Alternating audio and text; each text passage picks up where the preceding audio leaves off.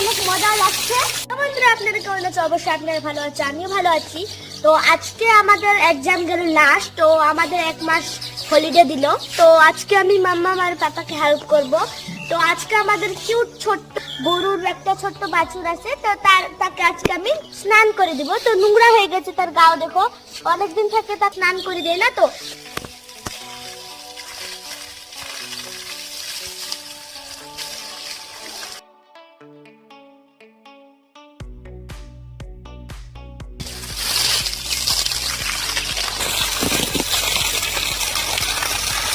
বাচ্চাকে আমি এখন স্নান করে দিচ্ছি, এখন অনেক মজা লাগছে। এখন নোংরা শরীরটা দেখো কত সুন্দর হয়ে গেল।